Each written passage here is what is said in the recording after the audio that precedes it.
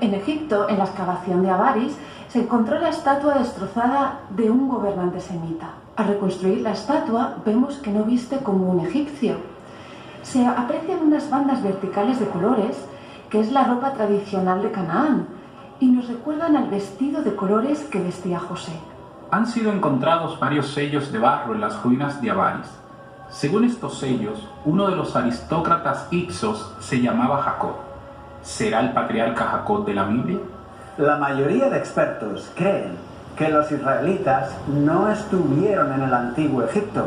Una cuestión importante, porque si los hebreos no estuvieron en Egipto, entonces el relato del Éxodo nunca sucedió. Pero entonces tampoco existió Moisés. Y si no existió Moisés, tampoco recibieron los 10 mandamientos. Esto es demoledor para la creencia en la Biblia. Ya no podríamos tomarla en serio. Es por esto que hoy emprendemos una nueva aventura, explorando el Egipto de los patriarcas bíblicos. Este es un viaje en busca de respuestas.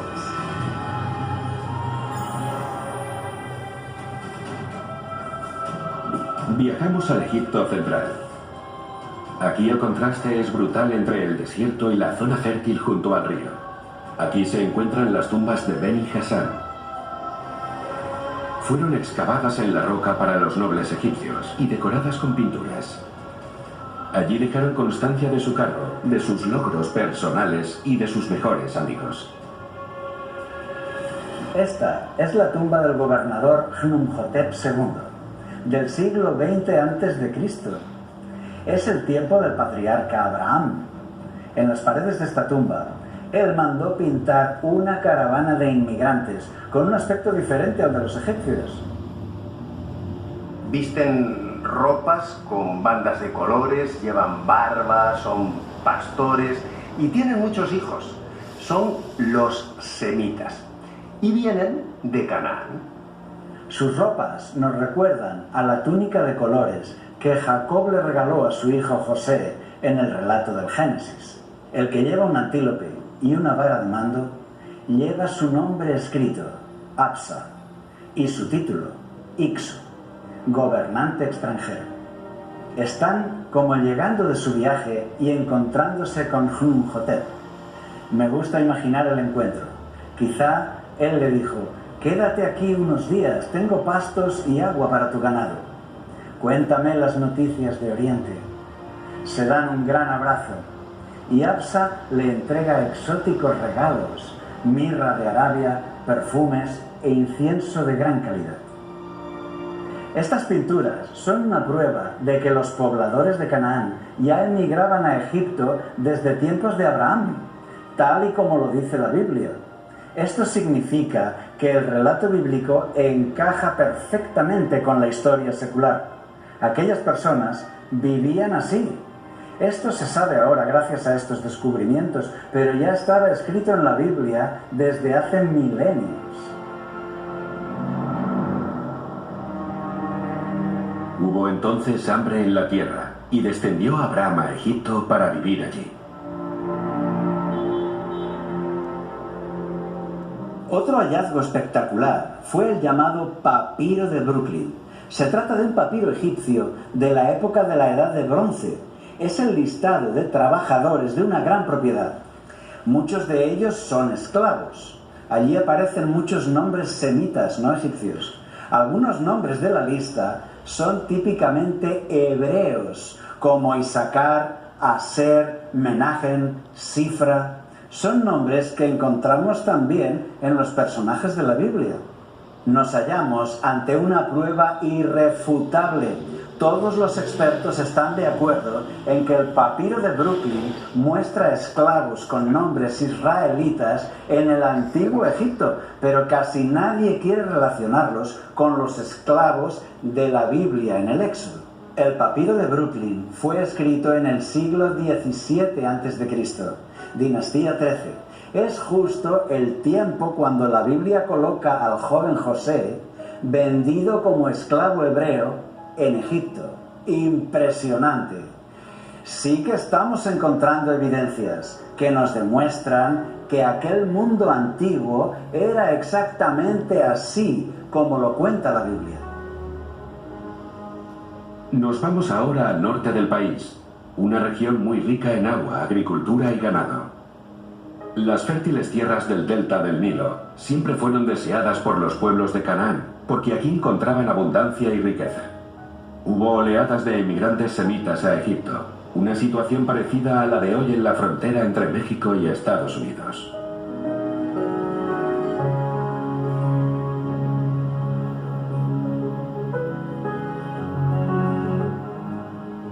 Pero con el tiempo, allá llegó un gran ejército y conquistan todo Egipto. Los despreciados inmigrantes ahora son los reyes, son los Hicsos. Los egipcios les llamaron Hicsos, que significa gobernantes extranjeros. Estos invasores adoptaron esta palabra Hicsos con orgullo. La grabaron en la jamba de su puerta en escritura jeroglífica, para que todos los egipcios pudieran leer. Se ha dicho que la historia bíblica de José, hijo de Jacob, es solo un mito, porque ningún faraón egipcio hubiera puesto en el gobierno a José, que es un semita, alguien de la raza enemiga. Pero hoy sabemos que en aquel tiempo el faraón no es un egipcio, es un Hicso, un semita de Canaán como José, que ve en José a alguien de su misma lengua, de su misma tierra y de su misma cultura. Alguien a quien se le pueden confiar responsabilidades importantes. Por lo tanto, las acusaciones hechas al relato bíblico se derrumban. Los Hicsos convirtieron su capital, Avaris, en una gran metrópoli de la época, de la talla de Atenas o Troya. Cubría 2 kilómetros cuadrados. Los restos arqueológicos encontrados en Avaris indican que la ciudad estaba habitada por unos 30.000 semitas que provenían de la zona de Canaán. El arqueólogo que excava Avaris, Manfred Pitak, lleva más de 30 años como director de las excavaciones de esta ciudad. Él afirma que tenían un régimen especial de privilegios otorgados por el faraón. Así que este sería el contexto ideal para que los ganados se multiplicaran. Era la mejor tierra de Egipto. Las excavaciones demuestran que era una ciudad de semitas, no de egipcios. Las tumbas están dentro de la ciudad, como lo hacían en Canaán. Por el contrario, los egipcios enterraban a sus muertos fuera de la ciudad. Bajo la tierra, a esa profundidad, por todas partes aparecieron rastros de la cultura semita. Las cerámicas en las tumbas, las dagas cananeas, diferentes de las dagas egipcias. La razón por la que no se encontraron antes estos restos es porque se buscaban en una época equivocada, en la de Ramsés. Estaban más abajo en la tierra. Avaris está junto a Pi-Ramsés, pero en una capa anterior, más profunda en la tierra. Se han encontrado 20 poblados semitas más en esa zona. Están aún por excavar. ¿Cuántas sorpresas nos aguardan bajo tierra? ¿Cuántos restos que podrían confirmar el texto bíblico duermen allí todavía, esperando ser encontrados? Avaris era un potente centro de comercio. Al excavar un templo construido por los Hicsos, se encontraron objetos fabricados en todas las zonas del mar Egeo. Los Hicsos eran grandes comerciantes y gente cosmopolita. Sus caravanas conectaban todo el mundo conocido, desde Somalia hasta Mesopotamia, y sus barcos recorrían el Mediterráneo. En la excavación de Avaris, un equipo austríaco encontró un muro enorme de la época de los Hicsos. El gobierno egipcio lo anunció a la prensa en 2015. Este muro rodeaba la ciudad, tiene más de 500 metros de largo y 7 metros de espesor. Construido de piedra, era una ciudad muy bien fortificada. 7 metros de espesor de piedra. Esto significa que Avaris tenía unas murallas muy altas, formidables. Ellos sabían que tendrían que defenderse. La excavación muestra que la ciudad fue abandonada de repente. Un día, todos tomaron sus cosas y se marcharon. Esto es algo que encaja con la historia del éxodo israelita.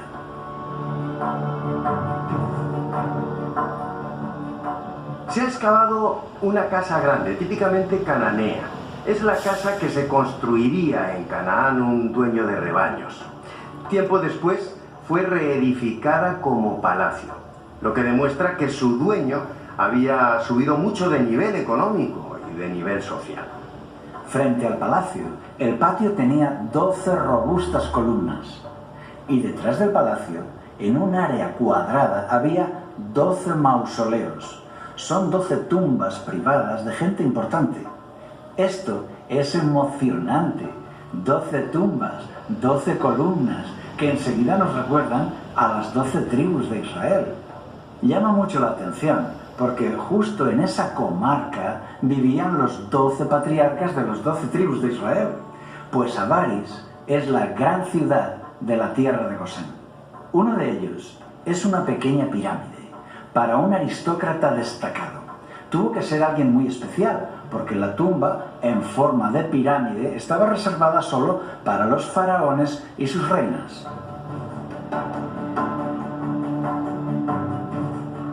En esta pequeña pirámide se encontró una estatua destrozada de un gobernante semita. En su ropa tienen los restos de bandas verticales de colores.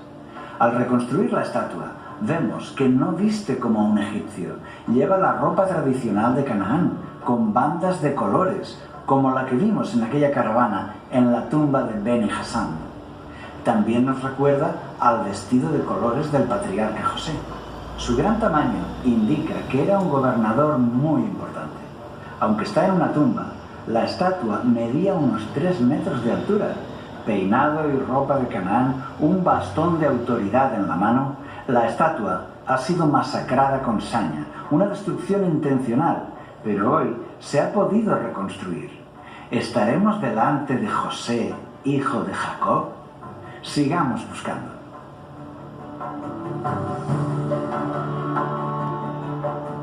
Los sellos antiguos tenían letras y dibujos que identificaban a su dueño. Con él se firmaban cartas, contratos, documentos legales, administrativos o comerciales. Simplemente se empujaba el sello sobre una superficie blanda para dejar su marca impresa. Han sido encontrados varios sellos de barro en las ruinas de Avaris. Según estos sellos, uno de los aristócratas hicsos se llamaba Jacob. ¿Será el patriarca Jacob de la Biblia? En otros sellos, la palabra Jacob forma parte de unos nombres compuestos de varios líderes. ¿Eran los hicsos el pueblo de la Biblia? Los hicsos no pueden ser el pueblo hebreo de la Biblia. ¿Por qué? Sencillamente porque trajeron con ellos el culto a Baal, dios rival de Yahvé. Los hicsos son un ejército de élite, mientras que los hebreos son tribus de ganaderos que los hicsos utilizaron para colonizar la tierra de Egipto con gente afín a ellos. Entonces, ¿de quién es este sello con el nombre de Jacob? Hoy sabemos que el faraón hicso Sálitis gobernó las provincias poniendo al mando a caciques hicsos. Eran pequeños reyes vasallos que le pagaban tributos. Y la Biblia refleja esta misma situación, porque el faraón puso a la familia de José al mando de las mejores comarcas del país. Eran dueños, señores. Y les dio posesión en la tierra de Egipto, en lo mejor de la tierra. Jacob era dueño de tierras, era como un alcalde o un gobernador de una comarca. Por eso, Jacob tuvo que poner reglas de conducta, mantener el orden, firmar ventas de ganado y contratos de tierras y servicios. Por lo tanto, Jacob tiene un sello, como los demás señores de la tierra. Cabe la posibilidad de que este sello, con el nombre Jacob, sea el del patriarca bíblico.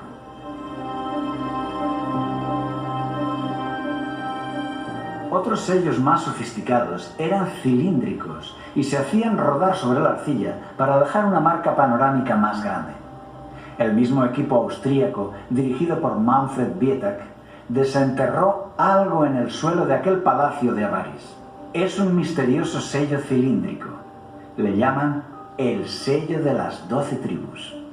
Según el experto Ravid Barron, se reconocen en este sello los símbolos de al menos 6 tribus de Israel. La Biblia muestra que hay un símbolo para cada una de las 12 tribus, tomados de los discursos de bendición de Jacob en Génesis 49 y de Moisés en Deuteronomio 33. Judá es el león, según Génesis 49:9. Cachorro de león, Judá, se echó como león.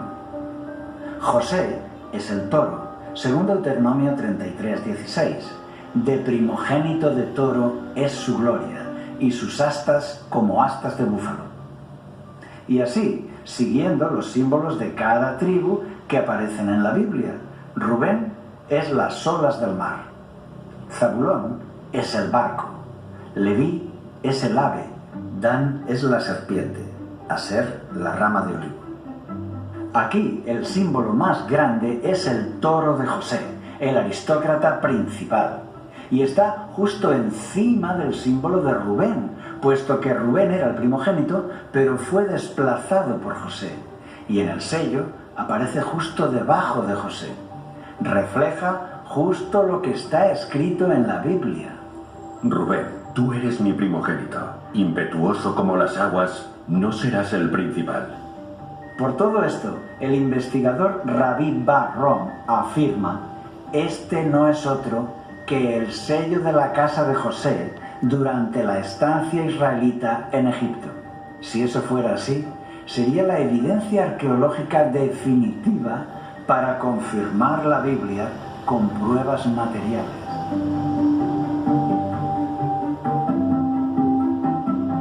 Al contemplar de nuevo la estatua del gobernante semita encontrada en Avaris, vamos a imaginar por un momento: ¿y si fuera José? ¿Es posible? Sí, es posible. Eso explicaría el sello de las 12 tribus, las 12 columnas, los sellos con el nombre de Jacob, etc. La tumba fue hallada vacía. ¿Por qué? La respuesta puede estar en la Biblia. En Génesis se cuenta que José fue sepultado en Egipto, y mucho tiempo después, cuando los israelitas salieron libres de Egipto, se llevaron el cuerpo de José a Canaán. Pero José fue sepultado primero en Egipto. Murió José a la edad de 110 años. Lo embalsamaron y lo pusieron en un ataúd en Egipto. Y es lógico que viva en la capital, Avaris, porque él era el gobernador de todo Egipto. Imagina que tú eres José. ¿No te gustaría vestir la túnica de colores tradicional como la que te regaló tu padre Jacob? Es solo una posibilidad. En cualquier caso, el hombre de la estatua fúnebre de Avaris es un alto funcionario semita que gobernó en Egipto hace 3.700 años y que se siente orgulloso de su raza y por eso viste la túnica tradicional de Canaán. Hay escenas relatadas en la Biblia que parecen absurdas, imposibles, hasta que conoces el contexto histórico de los Hicsos. Por ejemplo, el faraón de Egipto recibe la solemne bendición de Jacob. José introdujo también a Jacob, su padre, y lo presentó delante del faraón. Jacob bendijo al faraón. En Egipto, el faraón era Dios en la tierra, el hijo de Ra, pero aquí recibe la bendición de un anciano pastor extranjero. Esto para muchos es imposible de creer, pero claro, todo cambia cuando sabes que el faraón es Hicso, de la misma cultura semita que Jacob. Los dos hablan la lengua de Canaán. A los ojos de este faraón, Jacob es un venerable hombre santo. También Faraón envía a sus principales aristócratas a que acompañen a José a enterrar a su padre Jacob en Canaán, desde Egipto hasta Canaán. ¿Tan largo viaje para el funeral de un extranjero? Entonces José subió para sepultar a su padre, y subieron con él todos los siervos del faraón. Para muchos es un relato inventado, pero nuevamente el contexto histórico nos da la clave. El faraón quiso honrar a José con su presencia en el funeral, pero sabemos que también gobierna territorios en Canaán. El viaje tenía seguro otros objetivos: políticos, comerciales, diplomáticos, de tributos, incluso familiares. No olvidemos que los Hicsos son oriundos de aquellas tierras orientales. Fue una comitiva muy grande, con carros, soldados bien armados y caballería. La Biblia lo describe, dice que eran un escuadrón muy grande. Aquellos aristócratas están visitando su tierra de origen. Otras evidencias apoyan la veracidad del texto bíblico. Por ejemplo, la mención de los 40 días del proceso de momificación de Jacob, justo como los egipcios lo hacían. O las palabras egipcias que están ahí escritas en el relato bíblico. También los arqueólogos han encontrado que justo en el siglo XVII a.C., todas las tierras y ganados pertenecen ahora al faraón y el pueblo no tiene nada, justo como lo explica la historia de José en el Génesis, cuando todos entregaron sus tierras y ganados al faraón a cambio de alimento. Génesis 39:1 describe a Potifar, quien compró a José. Dice literalmente: un oficial de faraón, capitán de la guardia, un hombre egipcio. ¿Por qué destaca que era egipcio si estamos en Egipto? En hebreo, Ish Misri, hombre egipcio. La lógica nos dice que tenemos a un faraón, Ixu, rodeado de sus fieles guerreros y generales Ixos, y curiosamente, un capitán de la guardia es hombre egipcio, y por eso lo menciona.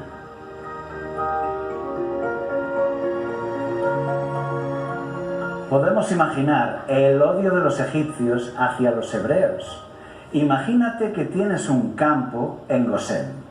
Un día vienen los soldados Ixos y te dicen que tu tierra ha sido dada a los hijos de Jacob, que tú tienes que marcharte o quedarte bajo las órdenes del clan de Jacob.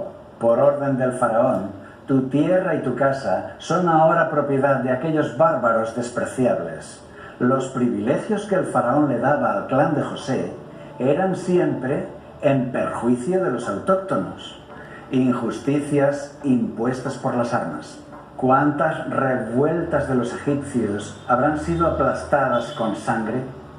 A los ojos de los egipcios, los Ixos y los hebreos estaban en el mismo saco. Eran los invasores semitas, así de claro, que se quedan con lo mejor, que derraman sangre. Rogaban a los dioses que les librasen de ellos. Llegó el día en que los egipcios se hicieron con el control del sur del país, pusieron su capital en Tebas y le plantaron cara a los Ixos. Ahora tenemos dos capitales enemigas, Tebas en el sur y Avaris en el norte.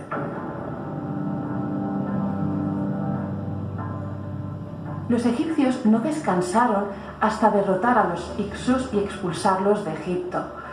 Pero ahí está Avaris, la ciudad rebelde, que resiste una y otra vez a la furia del rey de Tebas.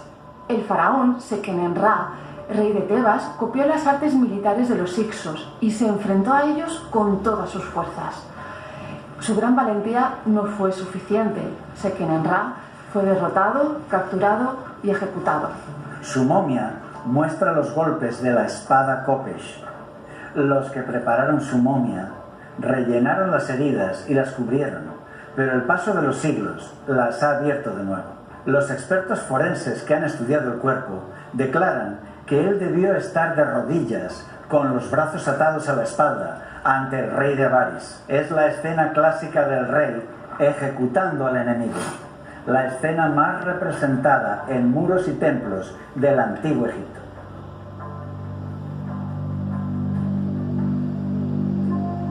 Su hijo Kamose le sucedió en el trono de Tebas.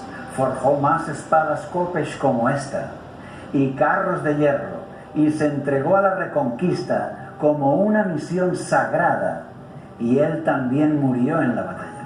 Pero le sucedió su hermano, Ahmosis I, decidido a vengar la muerte de su padre y de su hermano, y esta vez Tebas venció.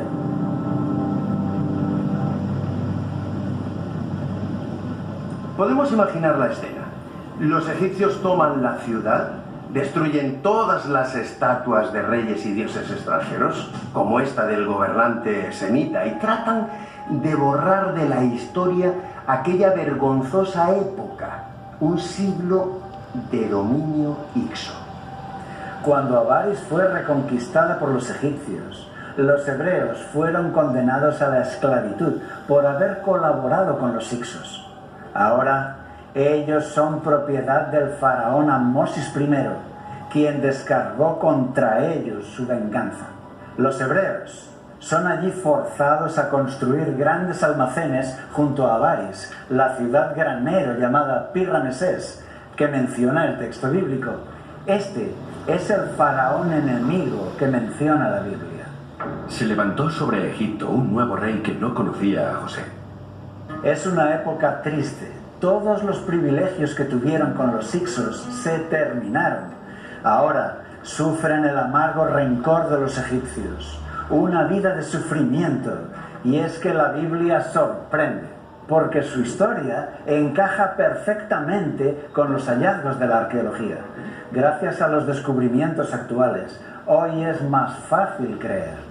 Si los rabinos hubieran inventado la Torá, habrían imaginado para su pueblo una procedencia más digna. Si lo piensas bien, ¿qué nación se inventaría que venía de un grupo de esclavos? ¿Por qué inventarse un linaje tan vergonzoso, tan miserable? La mitología suele proporcionar un origen glorioso del que enorgullecerse como nación. ¿Pero un pueblo de esclavos? Lo razonable es pensar que ellos no inventaron su pasado y solamente lo pusieron por escrito. La fe no debe apoyarse en un yacimiento arqueológico. La fe se basa en una experiencia personal intransferible. Es creer lo que no se ve. Pero cuando la Biblia es tan atacada, cuando se dice que no se puede creer en la Biblia porque contradice a la historia, qué bueno es comprobar que es justo al contrario.